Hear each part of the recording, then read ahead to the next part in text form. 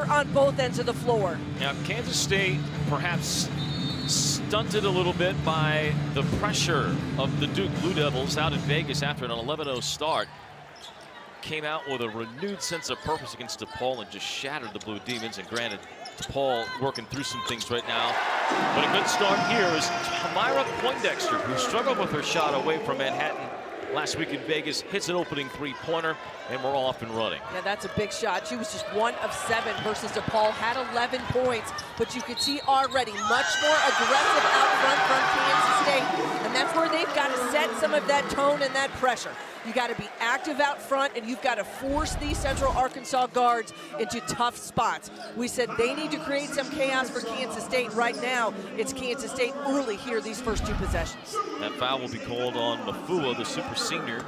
Spent some time in Kansas at Dodge City Community College, native of New Zealand. And now Zai Walker with the second. Kansas State, the guard play, you mentioned Sundell in the open. Here we see Walker with that early steal. They felt like what Duke did to them, they want to try now and adopt a little bit of that physical mentality with their own guards. See how that plays out here for the next busy week for them, 3 games this week. Well, and I think so much of that just comes from the length and the ability of this K-State backcourt to be aggressive, that they have to be out in passing lanes. You're going to have to take some chances. You can't gamble all the time, but when you have a rim protector like Ioka Lee, it makes all the difference. Lee on the precipice of a scoring record at Kansas State. We'll get more on that from Hannah Whetstone a little bit later here in this first quarter. Purple and purple, Central Arkansas on the road purple uniforms, K-State in the white as these 2 teams match up. It'll be the 6th ever meeting between the 2. K-State's won all previous 5 meetings, the last back in 2022. You can see early here how K-State has been able to jump out and contest at that 3-point line. You're going to have to force Central Arkansas into tough jumpers, mid-range looks, make them penetrate, and when you get a miss, you got to go the other way quick. Trying to get a quick pass on the reversal to Lee, but it's knocked away by Cheyenne Banks, 6'4", out of Coffeyville Community College, inside getting the start. And Banks is going to, she's going to give them the most size inside, and so she's going to have to be incredibly active with Ioka Lee. Do exactly that, force the ball out of her hands and then get good rotation out on the perimeter. Difference for K-State this year, if this is the first time you've watched them, the 3-point shooting. Lee, fade away, soft touch. Ball reversal gets her a good look as she's pinned deep into that low block. But that all comes from these Kansas State guards being unselfish, not taking guarded threes, getting a good look inside. Wildcats come in averaging 22 assists per game, tops of the Big 12, largely because of Lee inside, but also because of their ability to pass. They've been together a long time. Another steal. Walker rips it away on the dribble drive. She tried to go through traffic. The ball knocked away by Central Arkansas. We talk about sort of that mentality of what I think Duke has and what they did to Kansas State out in Las Vegas is that you're going to clog the lane. You are not going to give them easy looks. What K-State got on their last offensive possession, good ball rotation, gets them an easy bucket by Lee. On the other end, you've got to be able to force people to the baseline, force them where there's help, and when they do get to the middle of the lane, you got to be incredibly active. Banks has been pretty physical with Lee to start, and this time a little too handsy. She gets called for the foul, so we'll get a breather. And Destin Duckworth, transfer from SIUE, will transfer or come onto the court. Now Duckworth is an interesting matchup, especially for Lee on the other end of the floor because she's got 3-point range. So if you're Central Arkansas, you got to figure out a way to move Ioka Lee out of the middle of the lane. That's going to be from movement and getting your 3-point shooters some open looks. Serena Sundell, who has been absolutely on fire here as of late, profiled her in the beginning. Lee, a close down, knocks away Bree Stevens, but gets called for the foul. Sundell, the last 3 games, is averaging 15 points a game, nearly 7 assists a game, and 5 rebounds a game. Well, I think the other number that stands out to me, Brian, is that you have to look at some of these box scores, and she goes for 15 and 11 with 11 assists against DePaul, but just 1 turnover. That's 39 minutes of play. So there tells you about the consistency, and that so much of that comes from experience. Those are the kind of numbers, if you're Jeff Mittie, the expectation would be for Zion Walker maybe a year or 2 from now. You're not going to always get that, but that type of consistent play from Sundell, that is the expectation. part of the reason why she is on a host of lists all throughout the country for Player of the Year nominations. Sundell with it now. Feed into to Lee. Double team, and the pass out is going to be over and back against K-State. So despite a 10-1 start, the Wildcats will turn it over. A couple of misfires as they try to figure out the Central Arkansas defense here early on. And turnovers, probably that number, if you went back and looked at the 2 games that they played against quality opponents in Las Vegas, you had 18 turnovers in the loss to Duke, just 9 turnovers in the win against DePaul. Better ball control, handling the pressure, different matchups, different looks, but yet it is imperative that this team, and not only with their attack mentality, you got to take care of the ball. Glenn trying to force the turnover, and they'll get it.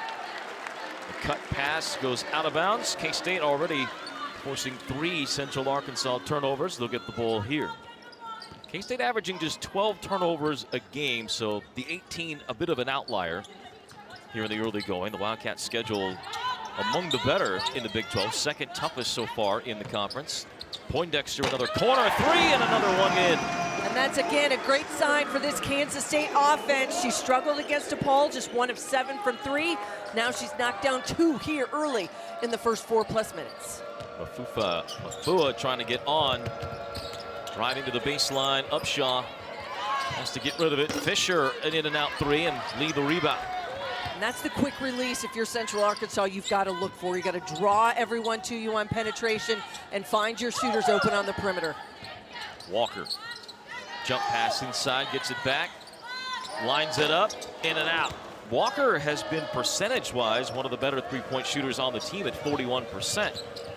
That was not a strength a year ago. Fisher to reset it all up high. The senior transfer from Mercer a few years ago, 6th player of the year in the league a season ago. Long 3 put up right side, way off the mark. 0 of 3 are the Sugar Bears to begin from long distance. Glenn in transition. Couldn't get it. Back tap, though, and a reset for the Wildcats.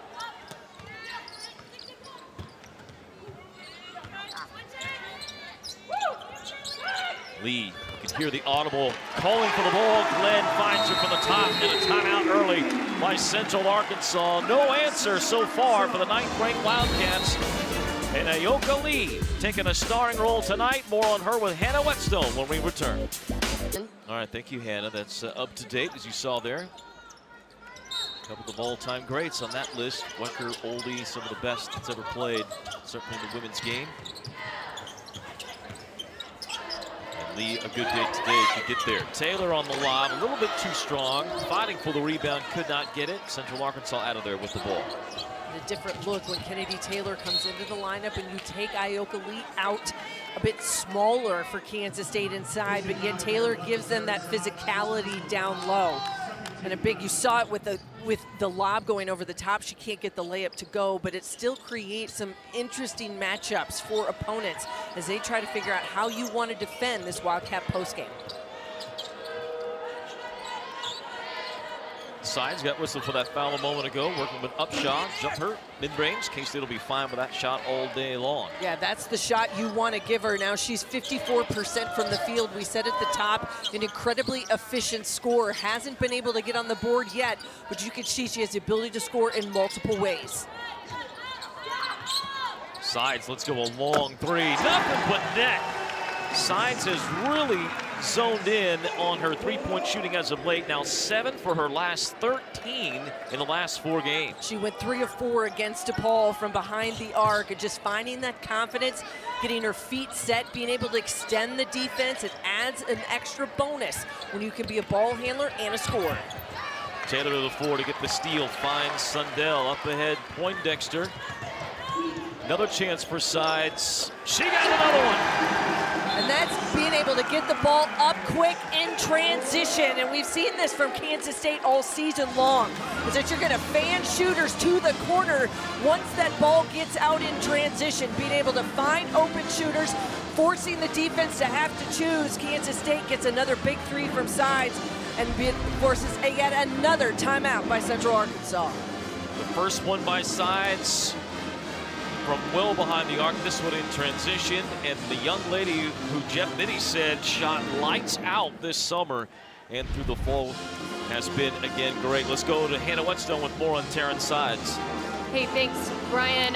That's right. Taryn Sides continues to improve her game and her confidence. The guard said last week, I think Coach Mitty has instilled confidence in me to shoot the ball. He said, let it fly. And she said, when your coach is telling you that, it gives you that free will and allows me to play looser. She says she thinks that's where she's done much better this year compared to last.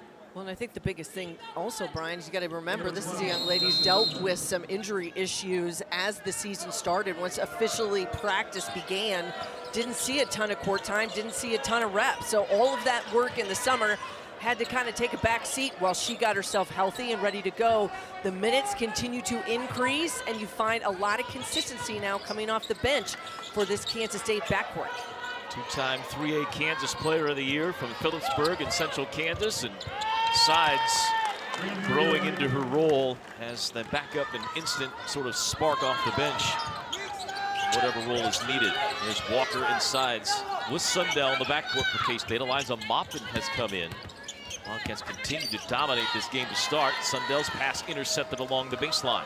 Just the second turnover for K-State, who opened the game on a 21-1 run. Out of that last time out, Central Arkansas trying to add to make it 2 buckets in a row. Knuckle-bowling, three-pointer won't go, and Sides gets the rebound. Maupin wanted an alley-oop. It comes late, and it lands with Taylor, who puts it up and in. Yeah, broken play. Kennedy Taylor running the floor to get herself a mop-up and a putback, but they looked for the alley-oop, kind of seeing if they couldn't get the lob to Maupin, not there, and it was a late decision by Sundell. Third steal already for Walker. She'll miss the layup. Sundell to clean it up.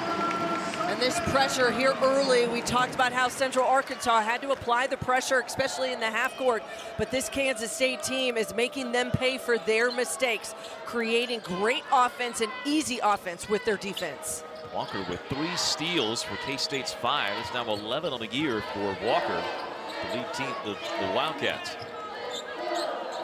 A dominant first quarter. And a running layup put up and in to answer this run by K-State. The back-to-back buckets inside in the paint for Andrea Wright, the 5'7" senior. She was a second-team All-ASUN selection a year ago. Also part of the preseason All-ASUN list. But that's just keeping the penetration alive. You go back to the last play, a great mop-up and hustle by Kennedy Taylor to get herself loose. And then Ziana Walker can't finish on the left side, but that's why you follow every single one in. You've got to have sort of that wingman coming the other way. That time it was Sundell for the easy putback. Sundell with 4 points, couple of boards, 2 assists in the early going. Again, stat sheet stuffer. Drive here by Cheyenne Kemp over to Banks, who just returned. This big center for Central Arkansas at 6'4". Has the ball knocked out of her hands. A little bit of a shorter bench for K-State here today. No Gisela Sanchez, who is in street clothes wearing a bandaged left hand. So Wildcats a little bit shorter than they normally are in their rotation. Walker, another steal, yes, 4 in the first quarter for Walker. This time she converts. Able to finish at the rim. Again, just activity out in the passing lane, and that face guard denial on the out of bounds underneath creates that turnover. Glenn sees a little bit of a sloppy dribble from Mafufa, and again, trying for the alley-oop with Maupin. It's taken back by Mafua. And that was great hustle by Jenna Cook, the 5'6" freshman from Central Arkansas. She read that all the way. They were looking for an alley-oop, wasn't there. 5 steals by Walker. Hounded up the other way, and a foul on Central Arkansas. Zy Walker, impressive defensively here in the first quarter for K-State. Incredibly active and just being able to keep the possession alive. Whether you get a tip or you're able to get it clean, either way, you want to take it the other way. Walker able to finish. Missed the last one at the rim. That one, there was no doubt it was going to go in. Foul was the first on Randrea White. Mopped in a jump pass on a triple team to Lee. She is unable to hit. Jenna Cook, true freshman from Arkansas, in the game now takes the rebound. And Cook, one of those young players coming into the Central Arkansas roster where you see so much experience, but yet the struggle right now is to be able to handle the pressure and the activity of this Kansas State defense. But this Sugar Bears program brought back over 90% of its scoring from a year ago. I think Tony Kemper really lauding the fact that their roster stuck together, that they come back knowing they had maybe themselves some unfinished business from a year ago, so close to the NCAA tournament when they were in the A-Sun tournament finals. Guarded three will miss everything. Rebound to Walker. Walker three-quarter court won't get there. And that'll be the end of the first. But what a start for Jeff Mitty's Wildcats. 20 in. Well, yeah, no doubt. This is a run of 3 games in 5 days for this Kansas State program. And when you can think about how they are putting together pieces of the puzzle. We talked about that at the very beginning of the season, is that you've got to be able to think about each game as an opportunity. Young players getting more minutes, new faces, fitting into the mold, putting players in different spots, giving them more minutes against certain opponents, all of the things that come in the non-conference, how you set yourself up. Right now, we're seeing that out of the gate here, 17 points off those 10 turnovers that they were able to generate. You're seeing the pieces of what they want to do, which is a transition game, play fast when you can. Double team coming to Lee. She turns and fades away the baseline. An added part of her game the last couple of years is that shot, and it has made all the difference. Well, I think her ability to be able to turn over both shoulders, that is one thing that you preach to young post players all the time. Do not become one-side dominant. You have to be able to use both hands. You're going to have to be able to handle the defense coming at you from multiple directions. Jenna Cook rushed into a three. She'll miss. Still without a three-pointer down is Central Arkansas. Again, one of the nation's best three-point shooting teams. Second in the nation, averaging just shy of 12 made threes a game. Keep in mind, as a team last year, with most of this group coming back, they knocked down 204 on the year. Good skip pass around, finds an open Walker. Lee cleans it up, couldn't hit it, gets another rebound, slams it off the backboard. I think she felt there was going to be contact and didn't get it. So she'll pad the rebound numbers a little bit.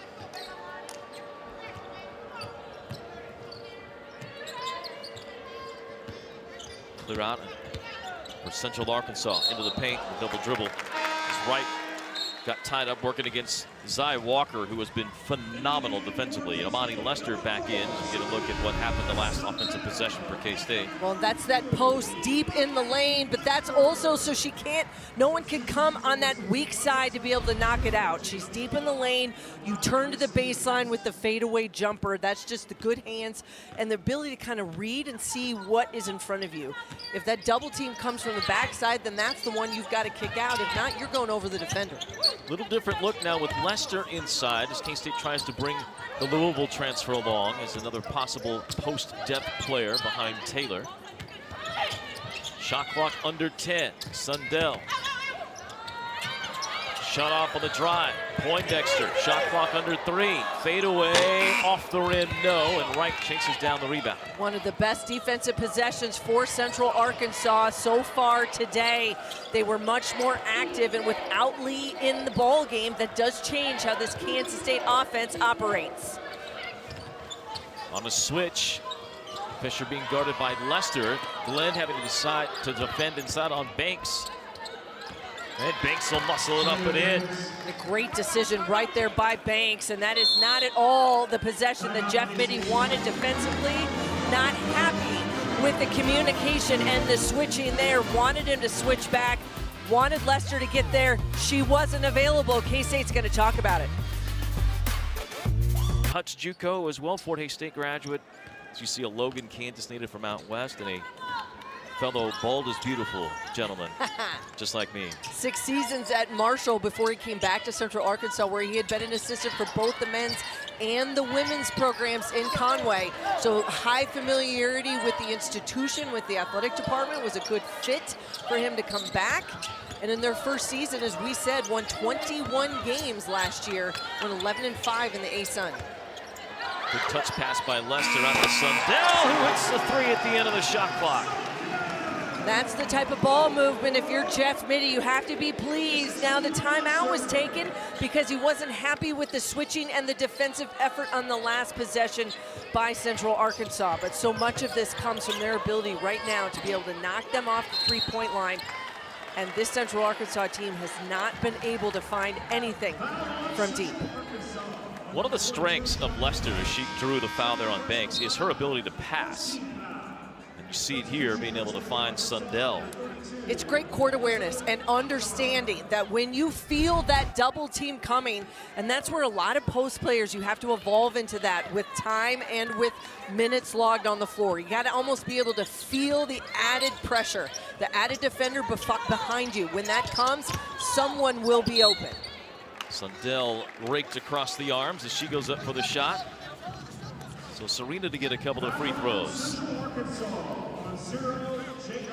That'll be on Upshaw, her first, team's second here in the second quarter. K-State already with this game in hand began 21-1 to open the contest. The 9th-ranked Wildcats, who may fall out of the top 10 when the poll comes out tomorrow, but in hindsight, it would appear Duke is a pretty darn good basketball team after they went and won that tournament, the Bulldogs Classic down in Las Vegas, taking down 2 top 10 teams.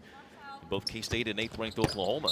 Yeah, they beat Oklahoma in overtime, and Duke has a lot of weapons, and their athleticism, I think, is one of the things that really frightens a lot of teams in the ACC and the others that they will see in their non-con. Keep in mind that Duke will play South Carolina in the ACC-SEC Challenge, which takes place coming this week. That should be a rather interesting battle. South Carolina looked very healthy in their game against Iowa State. Another foul underneath, another rebound by Lester. So Lester doing what is asked of her. Go get boards, play defense, and pass. You got it, and pass without turning it over. Those, I think, are the big key factors when you think about making that substitution for K-State with their front court.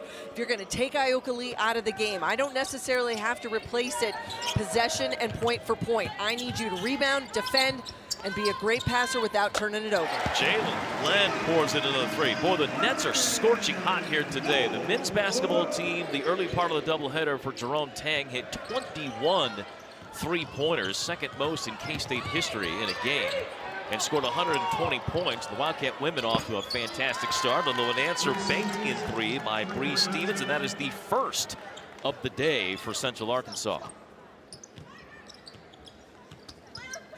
So now 1 for 7 of the Sugar Bears. Again, came in leading the nation in three-point makes. Little heat check three by Sides and a tie-up underneath. And we're going to get a jump ball.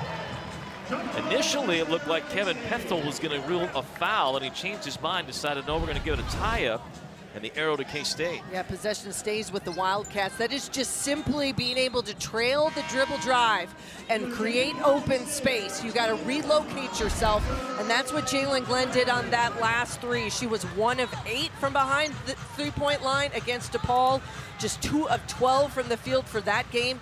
She's been shooting over 40% from three, back in the friendly confines of Bramlage Coliseum, and knocks down a good look from behind the arc. Wildcats running the baseline out of bounds play. Eliza mopping back in, and a travel on Sides as she caught it. A little indecision right there from the sophomore. You've got to be able to catch in that triple threat, and you see that screen coming. You want to use a full head of steam and get around it quick. Just wasn't sure whether or not she should use it or not, and that's where you get that little extra step and the turnover comes. Just the 5th turnover by Kansas State. Right back of the game, picked up by Sundell. Hedge on the screen means Lester guarding right. She'll miss it, mopping the board. We talk about defense from your post players who come in and make the transition. The transition offense, also a big piece of what this Kansas State team has done. But Imani Lester forcing Central Arkansas guards to have to shoot over. That's good defense without fouling. Sides comes in to knock it away as the ball was intended for Abiara, sophomore from Mansfield, Texas. Sides with that beautiful pass in transition here to Sundell, who's in double figures. A double outlet from Maupin to Glenn, and then you run the opposite lane.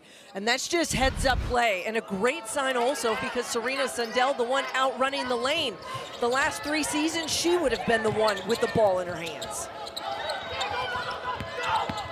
Taylor into the game for K-State. Right. Jump shot over Sundell won't go. K-State wants to keep the tempo up. In transition side, shovels to Glenn. Sundell, perfect still from the field, has 14 in the first half. She has not shot it well. No, I don't think anyone can say she has. Just 18% from three coming into today.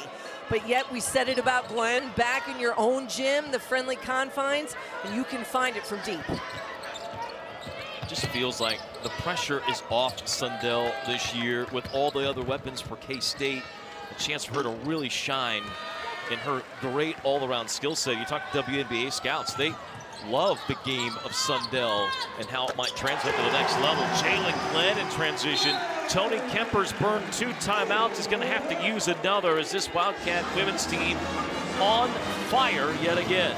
Well, the versatility of what Serena Sundell brings to the floor, finding range from behind the three-point line, then also making something happen and finding the trailer in transition, and Jalen Glenn knocking down another three. We said it, she did not shoot the ball well when they were in Las Vegas. If I'm Jeff Mittie, I'm looking for signs. I'm looking for the ability for this team to bounce back. The aggressive mentality, but also a bit of resiliency. You have a game where it doesn't go well against Duke, you bounce back, you play well against DePaul as a total, but from individual performances, they weren't necessarily always there. But I think this has been a great kind of segue in this important stretch. 3 games, 5 days, all at home, all against opponents that you know that you are going to be physically bigger than, that you are going to have some definite advantages against. What does that look like? Well, that says I got to put some different people in different places, and we got to figure out a way to win. And it's not always going to be pretty, but right now this K-State team firing on all cylinders. Dominating performance, a 16-3 run now here in the second quarter, and it's not just been on the offensive end. K-State has locked up the Central Arkansas team on the defensive end. And again, Jeff Mittie, I mean, on practice yesterday, again, talking about a level, a standard of play that he wants his team to shoot for each game. Don't worry about the score, just go get that standard. On a switch, Maupin guarding out high on Kemp. Three-pointer drilled by Duckworth. Destin Duckworth, the 6-foot junior forward, giving him about 12 minutes or so this year off the bench. But one of the keys to her game, she can pull you out of the middle of the lane in that post and knock down threes. That'll be a foul on Sides as the ball was thrown away. Glenn tried to save it. Sides, a loose ball foul, has her 2. This last three from Central Arkansas comes from a switch and going underneath the screen, and Duckworth just a pick and pop out top. And great release, a quick release over the outstretched arm of Kennedy Taylor and knocks it down. But either way, that's a good sign for this Central Arkansas offense. You can see the pieces are there. They just have missed so many good looks here in this first half. Trying to hit Duckworth again, top of the circle. Little rush this time, can't get it. Walker the rebound. Maupin also doing a good job of the closeout. There's Walker with the ball.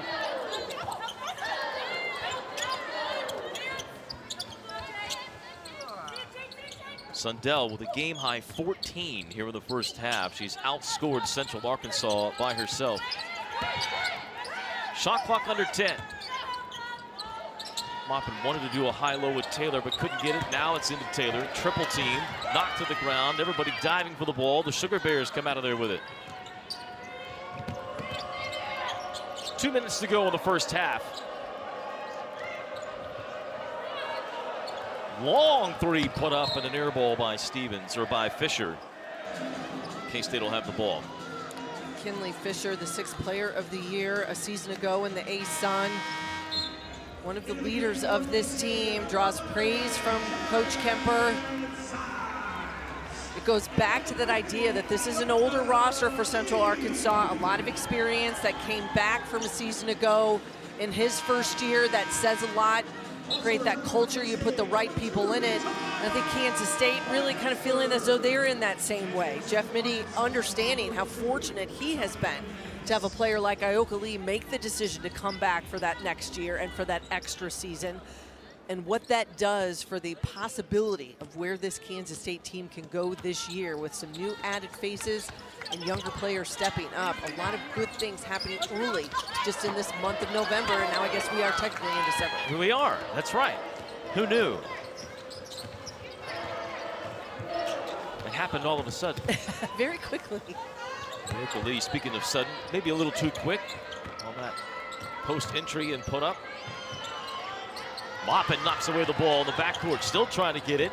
Bodies flying everywhere. Central Arkansas with the ball, shot clock at 5. Another near steal by Maupin.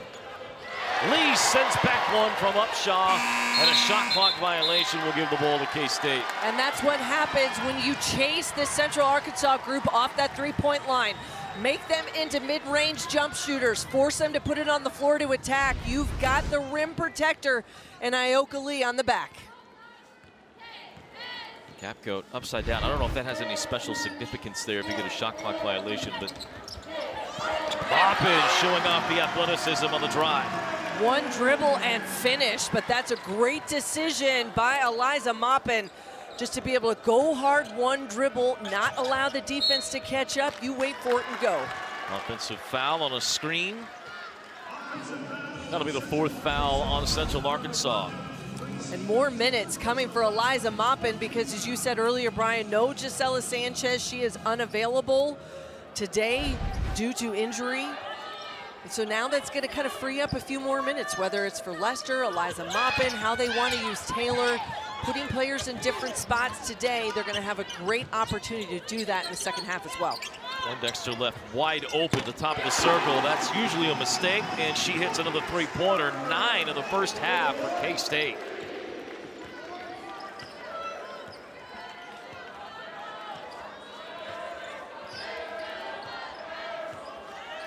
Central Arkansas will try and wind this down and look for the final shot. See the difference between the game clock and shot clock. Only about a second. The ball turned over. That's not what Central Arkansas wanted. Poindexter ahead to Walker. Trying to step through, and he's going to get called for the travel. Yeah, she took one extra before that foot got down and there was contact with the ball. Maybe thought she got hit on the arm. Either way, a tough place to catch. And there's the extra right there. From Ziona Walker. She doesn't necessarily agree. There was a ton of contact, but I believe that's the right call from the official. I think you're right. Final seconds. Half-court shot won't go. We're at the break. Kansas State impressive here at the half. 52-13. 9. Absolutely have to keep them off that three-point line because I think it's imperative for this Wildcat squad to continue to execute defensively. How you guard ball screens, how you handle that pick and pop that we saw on a couple possessions by the Sugar Bears, and also that attack mentality. You want to keep your foot on the gas. You cannot take it off. This team cannot get complacent. They have to continue to be active on both ends, and you just can't have a little bit of a breakdown here or there. Poindexter turns her head, gets beat on the back door, and now it's going to send Central Arkansas to the free throw line. This is going to be about a 20 minutes of keeping everybody playing tight, digging in and doing what's asked of you. That's that attack mentality. It doesn't always have to be able to go, go, go. It's to stay dialed in to what's being asked of you by your coaches. In other words, playing to a standard, which is what Jeff Benning has talked about. First free throw in for Kinley Fisher on the drive, the foul on Poindexter. And for more on what Tony Kemper wants to see the second half, let's bring in Hannah Whetstone. Hey, thanks, Brian. Tony Kemper was obviously very frustrated with his team coming out of the locker room, but he told me he wants to see his team perform better overall, and he just wants to see this team play within themselves the second half. Yeah, focus on us. Usually the message, don't worry about the score, just worry about the next 4 or 5 minutes. Lee, right side, flips it up and in. I think that's a big piece of it. You got to take it in sort of those 4 to 5 minute segments. And how can you compete on each and every one of those, whether that's to get stops or to increase and to have more of a high intensity on the defensive glass, to be able to make more plays, to share the basketball better. All of that within the framework of what they want to do. there's no doubt that this team has a lot of pieces of their puzzle out on the floor. Sometimes it's just about figuring it all out. And Coach Kemper also said they didn't play great when they went on the road to Oklahoma State either. So now they've gone up against 2 Big 12 teams and have struggled a bit. Sometimes it's about matchups, but sometimes it's just about having cold night from the field as well. Sundell with a little head shake. Nice movement. Sundell remains absolutely perfect from the field. 6 of 6, 2 threes, and continues to lead K-State in scoring at 16. Sundell's shot has always been a little flat just because of her height, 6'2", to maybe almost a little taller with those long arms. On the switch, Fisher steps into the mid-range. You see K-State still working hard to keep Central Arkansas off that 3-point line. If you're going to switch, if you're going to go under the screen, you better communicate defensively. Sundell, another 3. This one's short, so we jinxed her. First miss of the day. Upshaw in transition. Gets past Walker and lays it in. And for Upshaw, just her second bucket here of the game. She's got 4 points now, 2 of 6. We talked about her at the beginning about being able to be the top scorer for the Central Arkansas squad, averaging over 18 points a game, 45% from 3. Hasn't been able to get it to go. But Kansas State just riding the shoulders of Serena Sundell, and Upshaw able to answer on the other end. Both of them know what it's like to carry the weight of a team. Serena Sundell had to do it 2 years ago with no Ioka Lee available last year. Most definitely getting the All-American back in helps a ton, but you can see, I think, that she's just sort of settling in and blossoming into much more of an assertive scorer in this first month of the season, and that's a great sign for Kansas State. No doubt, because she's a difference maker with her length and her size as a guard. Versatility is a buzzword you're going to hear a ton of in college basketball over the course of the next couple months. You'll hear it in both the men's and the women's game. 3-level scorers, those are all the things people are going to talk about. Serena Sundell, absolutely one of the most versatile players right now in the women's game. You'll see it in the Big 12. But as you talk about top-level competition from other Power 4 teams that the Wildcats will go up against, her game will be on display. This week, Kansas State playing a bunch of games just before finals, trying to get it all in. They'll conclude the week with Texas A&M on the road. That'll be another chance for K-State to show their mettle against another good opponent. A&M not necessarily what they were a couple of years ago, but still a solid team from the SEC. Sides off the screen, pure. Quick release. We mentioned it about Jade Upshaw for Central Arkansas, but Taryn Sides finding that rhythm herself. The quick release is coming off the catch, but it's about being shot ready every time you get a touch. Sides trying to stay with Fisher. Fisher into the paint. Run off the 3-point line. Stevens drives and finishes over Lee. And that's the one thing Central Arkansas just couldn't get to go in that first half. When it started to snowball and you had miss after miss, it was putting it on the floor, getting to the rim, but that is not where they could finish. They've had a couple go, but Kansas State also able to put it on the floor and use that mid-range jump shot game. Jalen Glenn has 12 points. Feels very quiet, but she's got 12. With a mid-range jumper. K-State is shooting 65% from the field, so it's not just threes. Everything going right. And the tie-up here will give the ball back to Kansas State. 65% from the field so far in this game for Kansas State. Taryn Sides, quick off the trigger. As we said, it is shot ready every time you get a touch. Now at 5'6", that's not necessarily maybe going to be in the mid-range, but when she is out on the perimeter, she's going to be able to extend that defense. Whether it's 22, 23, 25-foot range, that opens up this Wildcat offense outside. Counting today, Sides her last 4 games, 9 for the last 16 from behind the arc. Here's Glenn. Back to Sides, good shot fake for a 4th. In and out, back in! And she gets the friendly roll and the consistency now that you're seeing from Taryn Sides. That is the jump that a player has to make from their freshman to their sophomore season. New career high in 3-pointers made for Sides.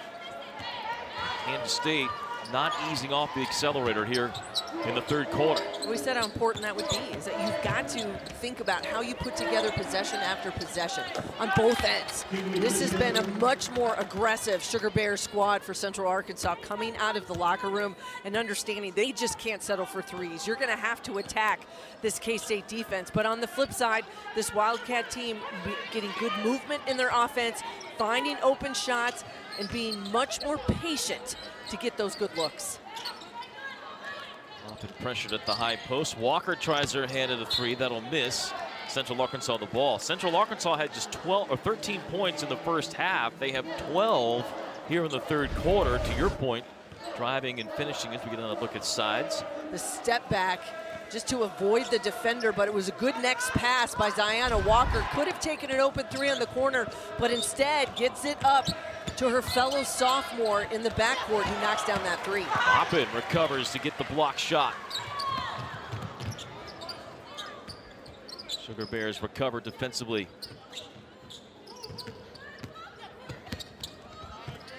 Walker airballed the last one, too strong on this one. Mafuo the rebound, will lead the break. Upshaw in transition, off the mark. Taylor the rebound. And that's one of the really good looks that Jade Upshaw has had today from behind the three-point line. This Kansas State defense has not allowed her any good looks. Taylor into the paint. And another one that nearly rimmed out but falls. Taylor with 4 points.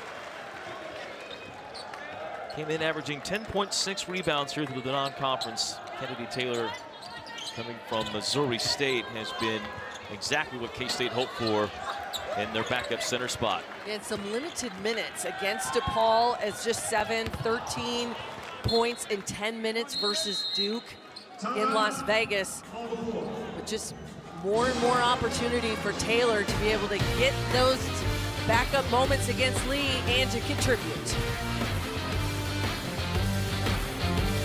Easy role to take on. Lee added that it's Walker's hustle that sets her apart. She said, I think we need it. It gives this team a big lift with how much she hustles. And Brian, that's hustle that we've seen tonight defensively as Walker finished the first half with 5 steals. Yep, still with that number as we go into the second half. Walker has been kind of one of those still looking for her place, coming from Louisville last year, didn't really want to be taking over as far as leadership on the team, but sharing those bringing the ball up the floor duties with Sundell. Sundell still kind of technically is the point guard, but Walker also dealing with bringing it up against pressure. You've seen her come out of her shell a little bit and kind of take over. Like you can see as this team will transition this year from one era to the next, you can see the future with Zai Walker being the focal point and the leader de facto of this team. Well, and it's a big responsibility. It's not a simple task when you're a young player to be able to be a vocal and also producing point guard. One of those things for Walker is that she's got, and I think you see it early here in this season, is that she's playing within herself, not trying to do too much. She played in every game a year ago and gave K-State big lifts and big moments throughout the course of the season. But yet you got to think about long and more minutes, and I got to be on the floor 25, 30 minutes a game. Play within yourself, do what is asked of you. There's going to be nights where she's got to distribute and she's got to be a lockdown defender, and there will be nights where she's going to have to be more of a scorer. All of that blends together, and that's the evolution of her game. Well, she has shown the ability to go up and score. 16 against Little Rock. Had a big game against Milwaukee, a near triple-double in that game, finishing with 9 boards, 9 assists, and double-figure scoring. And you mentioned sharing the ball handling duties, and I think that's where teams sometimes struggle, is that you can pigeonhole yourself and say, well, we've got a point guard, and they're the one that's going to handle the basketball. It's got to be a group effort. There is no I in team. And when you see pressure and you understand that ball's got to get up the floor, I need to make 1-2 passes to be able to get somebody a layup, that's the unselfishness. But both Diana Walker and Serena Sundell tied for leading this team in assists per game. And those are great numbers. It's a wonderful sign, because that means that you don't have just one person that's having to carry that load out front. You have sides added to the mix that can bring the ball up and trigger into offense. And even Jalen Glenn, we saw Jalen Glenn a few years ago really serve that role before Walker arrived. Balance in the backcourt. It is one thing coaches can absolutely, they wish for it, you hope for it, and when you have it, they love it.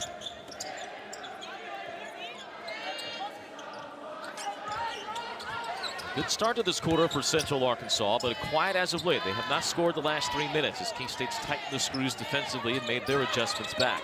Kemp off a screen over Poindexter. Tough three won't fall, and Lee the rebound. Those are tough threes over the extension. And a big piece of what Kansas State has done defensively today is to not give them those threes, but when they've had them, they've been contested looks. Sides and an ISO on the right side. Up top, Lester playing the forward spot with Lee in there as well. Here's Lee on the baseline. Another turnaround jumper, and Lee in double figures. She loves that side of the floor, and if you're looking at a scouting report, you say, make Ioka Lee go to the other way. Make her turn over that other shoulder, but right now the comfort level and the ability to read where the defense is giving her back-to-back buckets and the ability to go back and use that fadeaway jumper. Duckworth working on Lester. Nowhere to go. Dribble drive. Shot won't fall. Lee the rebound. That's number 5 for Lee to go with 10 points. Limited minutes. The Wildcats have tried to rotate as many different players in as possible in this blowout. Repost for Lee. This time the hook shot. Couldn't get it. Nearing the end of the third quarter, under a minute to play. Corner three with Lee running at you. That's a tough shot. Sides, a pull-up three in transition. Number 5! It's confidence right now from the sophomore, and you can see it. She was able to envision what was in front of her. They were gonna shadow to the corner. You leave that ball handler open, and with her range, she's gonna knock it down. Hannah talked about that earlier. Sides saying that her confidence feeling at an all-time high. 15 for Sides off the bench, 5 of 6 behind the arc. And a 14-2 run for this Kansas State team over the last 6+ minutes of this third quarter. Another rebound by Lee. Final 10 seconds of the quarter. K-State could get a shot here. Poindexter working her way into the paint, lost the ball. Lee's gonna shoot about a free throw line jumper. Got it off the back iron. They'll look at it, but it looked good. Whetstone and our entire crew with you here from Bramlage Coliseum. Kansas State in command as we go to the fourth quarter. Wildcats have hit 12 three-pointers. They have dominated points in the paint. They have ripped off a 28-0 mark in points off turnovers. Led 21-1 to start, and it has been all K-State since. Lee on the feed down on the post could not make that easy layup, and Central Arkansas comes out of there with it. Yeah, the Sugar Bears have gone to a zone look. They did that into the third quarter as well, trying to just figure out a way to shut down this guard game for Kansas State, having been so hot from behind the three-point line, but yet the Cats in that third quarter go 3 of 6 from behind the three-point line. Terrence Sides, a career-high 5 threes, 1 of 4. Wildcats in double figures, 2 other with 9 points. Sides was loading up for another. Lester left wide open. She'll just drive and miss the layup. Couldn't get the rebound. Lester has the ability, better maybe facing the basket than away from or posting it, the basket. Good finish by Wright on the other end. Kind of getting a full head of steam to be able to go at the defense. And that's where that high-low action that Jeff Mitty likes to run with his post players can come to be a benefit for someone like Lester, or even Eliza Maupin, who we saw go one dribble in that first half and finish at the rim. Either way, you're going to get those touches, and you got to find a way to finish and clean up misses and be active on the glass. Lester able to operate in there without Lee. Lee moving posts away for the basket. Lester gets the offensive board and put back her first basket. Cook hit on the arm. That'll be the third on Sides.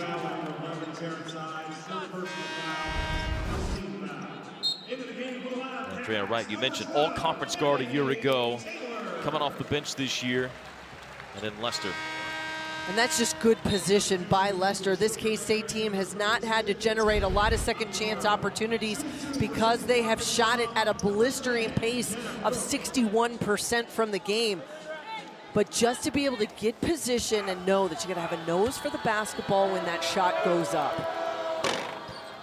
And that 1-2 punch of size in the post, a big added lift for Kansas State. I think one of the pieces that was missing a season ago was to have a really consistent front court mate to Ioka Lee. This K-State team can play small, they can play big. You can have big guards out front, you can have athletic, versatile wings, but you've got to be able to have that good balance in the post as well. And I think that not only is just about scoring, but it's about position and rebounding as well.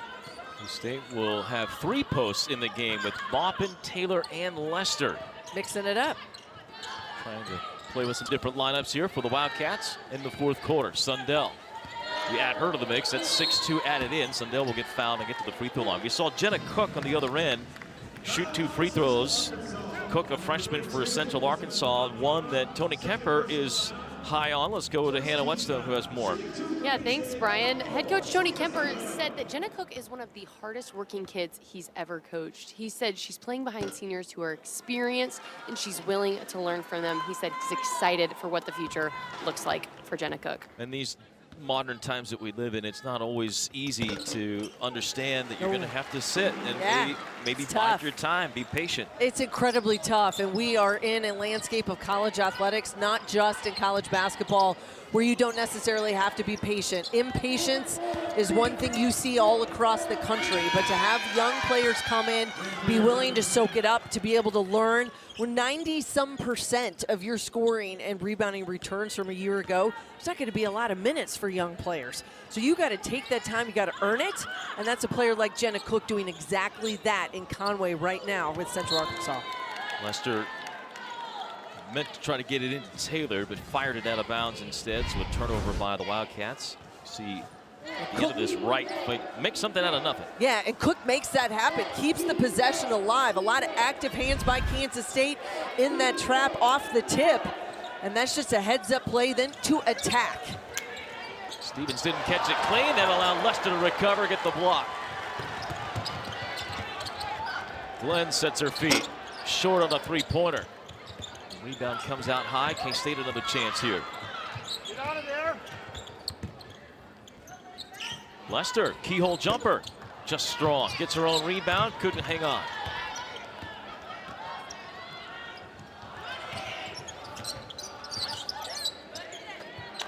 Here's Cook. Unable to hit the 3. 2 of 18 Central Arkansas from behind the arc. So those numbers that they had built up early in this season will go by the boards as far as leading the nation in 3-pointers made. Some of that against some NAIA opponents, but you mentioned this earlier. If you're Central Arkansas, and we see this every now and then, I'm sure we'll talk about it later this week with Eastern Illinois and USD Upstate. It's not so much trying to focus yourself for conference play. You're trying to build for one specific time, and that's the conference tournament. That's it. Those 3 games and the game at the end is all that matters, understanding that from the get-go. In the world of mid-major basketball, you are dealing with an opportunity to win 1 game to get yourself that automatic berth, that automatic qualifying bid into the NCAA tournament. It is few and far between to find mid-major conferences where they will be multi-bid leagues. It's always most normally going to be 1. We've seen it a couple times out of the Missouri Valley. Last year, the Ivy League had 2 teams in. It does not happen very often. This is the Central Arkansas, what shapes them ahead. I think you're going to look at a game like where they will see themselves December 29th when they play at Arkansas. That is an Arkansas team that has now lost to Oral Roberts. They have lost to Fairfield, 2 quality mid-major teams on their home court. That is a winnable game for a team like Central Arkansas, but this is all building. It's building yourself. You break it into 3 sections: non-conference, conference, and the conference tournament. You want to be peaking in that week in March. Which they did a year ago, as you said at the outset. Got to the title game, just lost it. Traveled by Banks. And it's such an interesting story because they are part of the Atlantic Sun, where Florida Gulf Coast has had great domination in that league. But things have changed now at FG, at Florida Gulf Coast. Their head coach, Coach Semesco, has left in the first 2 weeks of the season to go be the head coach of the Atlanta Dream in the WNBA. They've got a new coach there now at FG at Florida Gulf Coast. So I just think it's going to have a different dynamic, look a little bit different. The players are the same, but sometimes that doesn't always translate. Yep, 100%. Ball movement by the Wildcats. Shot clock winding down. Glenn throws it up at the rim for a chance. Didn't quite get it to go down. And that movement of coaches in the WNBA has now impacted the Big 12. That's right. Because Lynn Roberts, who is just in the midst of starting her 10th season as the head coach at Utah, one of the newest teams into the Big 12, has left, and she has taken the head job with the LA Sparks on the WNBA, which means that Gavin Peterson has stepped into the head coaching role at Utah. He has been the associate head coach there for 5 years, had been with Lynn Roberts her entire time there in Salt Lake City. He takes over that program. But again, that change mid-season, I shouldn't say mid-season, I mean, it's like the beginning of the season. Yeah. It's really strange to see. But I would tip your hat and give kudos to front offices and franchises in the WNBA who are thinking a little bit outside the box, but also understanding that some of the best coaches are in the women's game. And I would also say that those WNBA franchises are having to come with a little bit more cash, because that is one thing you will see. These college coaches, it's going to have to be worthwhile for them to leave their job, leave that kind of the consistency that they've had in that position to go to the W. Not always the same, but I think these franchises have decided they're going to ready to pony up. Now, WNBA has had a surge, obviously, in popularity. Caitlin Clark factor, call it what you want. I mean, a ton of great play this last season. It was so much fun to watch, but it also, I think it drove home the point that, one, expansion needs to happen for WNBA, and number two, everything's got to be up. Take it a step up. You can't just operate out in the nether and no one's paying attention to you. You now have people with eyes and they're watching. Watch. That's you right. got it. You got it. Timeout on the floor. Kansas State up big. We'll talk Big 12 action when we come back.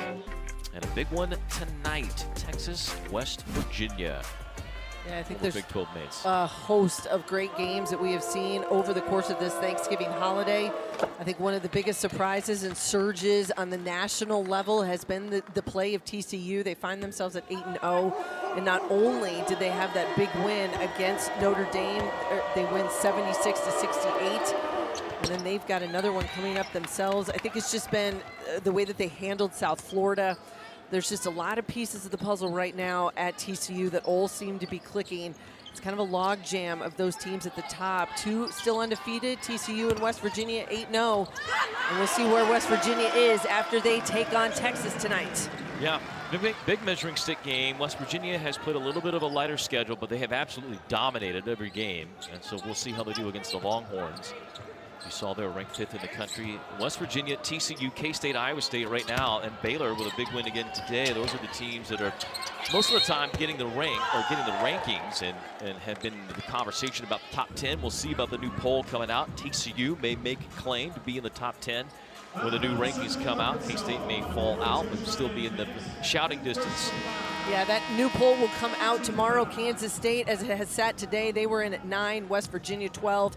Iowa State was in at 15. They took a tough loss to South Carolina, but then they themselves able to get that bounce back win over Middle Tennessee, 75-59 yesterday. And then you had TCU that was in at 17. Baylor had fallen out of the top 25. They were receiving votes, but I think, as you said, with a couple of very definitive wins for this TCU squad, they very much may find themselves in that top 10 because of some other losses over the course of the last week or so around the country. Good start by Oklahoma State. J.C. Hoyt's team. Sides looking for number 6. Could not hit that. Taylor another rebound. Outlets out. Also on those records, Kansas off to a pretty good start. And I think Kansas with a big win against Auburn in their Thanksgiving tournament. You put those neutral site games, but that's an SEC opponent that you're able to get a W against. And a team, I think, for the Jayhawks with some great talent returning, but then there were some holes and some question marks because they had a group of super seniors that no longer on that roster, and that just kind of changes things of how they were going to go about it this year. But I think that's a great win against getting Auburn in that neutral setting for the Jayhawks. And I would remind everybody, if you're going to tune in and you have a chance to see, I think it is Flow Sports. For those of you that have a subscription, if you can see West Virginia Texas tonight, remember, those are the top 2 returning defensive teams in the Big 12 a year ago. That meant with Texas moving on to the SEC, West Virginia, the top defense coming back this season in the Big 12 for 16 teams. So good. In the backcourt is West Virginia, led by Jordan Harrison and J.J. Quinterly. Maupin makes the second of 2 free throws. Everyone that has played has scored for Kansas State. Sitting comfortably in front here, putting the finishing touches on win at number 7 of the year. They'll have a busy week. Eastern Illinois on Tuesday, USCU, USC Upstate from South Carolina coming in. We'll play here on Thursday and then on the road at A&M next Sunday. So a busy week ahead for Jeff Mitty's group. Well, and I think these 3 games and 5 days here at home, this is going to be a great benchmark of how this team sort of bounces back, and then how you continue to move around the pieces within all the chess pieces on the board for matchups as well as lineups, and who's going to get minutes here, who's going to get minutes there. We know that big part of the conversation with Ioka Lee is sort of that load management, how they use her, when they use her against certain opponents. That's going to be a big factor here over the course of the next 4 to 5 days. Upshaw free in the lane. 6 points for the leading scorer of Central Arkansas, who came in averaging 18 a game. Totally shut down today by Kansas State. 2 of 18 for the Sugar Bears behind the arc in today's game. And a great pass from Maupin. Picked off. In transition. Fisher could not hit it. The ball out of bounds to Central Arkansas.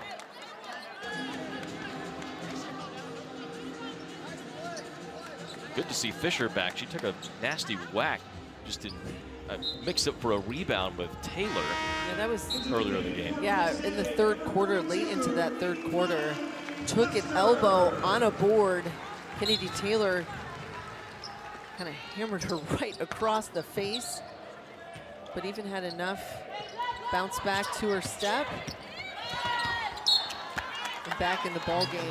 One of those players, kind of a team leader for Coach Kemper, and you're going to see Kenley Fisher just take one right across from Kennedy Taylor, and that is incidental contact for everyone that looks at it. She's simply coming down with the basketball. Probably felt a little bit of a buzz, eyes watering, nose running, the whole thing, but it seems as though everything is still intact and in place. Yes. And the 5'7" senior transferred to Central Arkansas from Mercer. We mentioned it earlier, 6th player of the year a season ago in the Atlantic Sun Conference. So a big piece to this roster for Central Arkansas. I love the smile on the hand, the wave, just to make sure everyone watching back home, hey, I'm all right. It's okay. Everything's good. For more on Fisher, let's go to Hannah Whetstone. Hey, thanks, Brian. Missy, you mentioned it, that Fisher was the Atlantic Sun Conference 6th Woman of the Year. A year ago, head coach Tony Kemper says she's earned that starting spot. He said she's a leader for this team and how she approaches games and her ability to organize things on the court for the Sugar Bears. Yep, it's a different role. Sometimes it requires a different style of vocal leadership, and Fisher has brought that. One of 4 preseason all-conference picks for this team. Taylor at the high post. Extra pass, finds an open Poindexter. Unable to hit. The Wildcats not quite hitting shots the way they were earlier in the game. And most definitely have cooled off. Now 53% on the game, which is still an outstanding number for this Wildcat squad. Have spent most of the ball game north of 60% from the field today.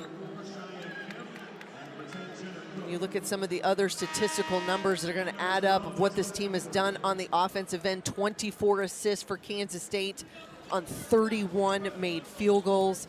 They've shot 48% from behind the 3-point line. But it has been, I think, the relentless defensive pressure that we saw right out of the gate when they went to that 15-1 lead and forced Tony Kemper to have to use one of his first timeout to see if he couldn't settle down his squad, and Kansas State just never let up from there. Final 90 seconds. Saw a shot of Ioka Lee on the bench. Lee will finish the day with 12 points. So that means the record watch will move to one more game. We'll turn our attention to Eastern Illinois on Tuesday. And Lee will need 13 points in that game to break the all-time scoring record.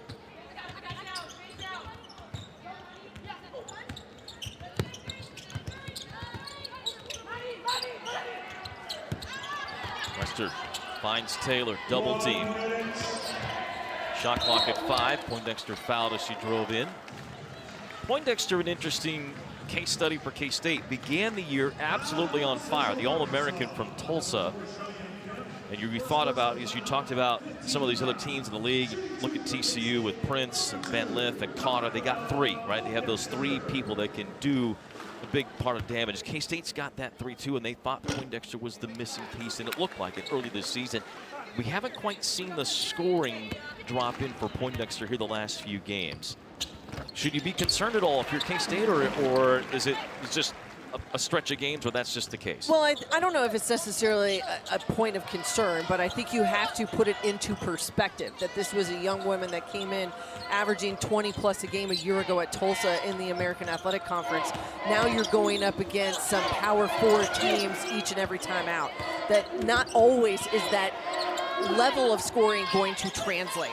I wouldn't look for Poindexter to be a 20-point scorer this season. She's going to need to be 8, 10, 12. Right. That you put her in that middle number. Exactly. And I think also it's about possessions, and it's about understanding where you're going to get good looks. She cannot simply just be a 3-point shooter. I think that's one of the things we saw early in the season. She was hot from behind the 3-point line, and that was great. But you're going to have to be more versatile. That teams are going to scout that. They're going to put a hand in your face. They are not going to allow you just those wide open looks, and you saw that. 1 of 7 from 3 against DePaul. She was circled on the scouting report. They said, we cannot give her wide open looks. What's going to be the difference? So she's going to have to also understand the situation, but that scoring will come, do a little bit of everything. Well, she's done it so far. She's second on the team in blocks with 11, 13 steals, tied with Walker for the lead. And 2 guys that know each other pretty well, Jeff Mitty and Tony Kemper, as the final seconds tick off. K-State puts the final touches on this one, winning it 86-39. They're now 7-1 on the season.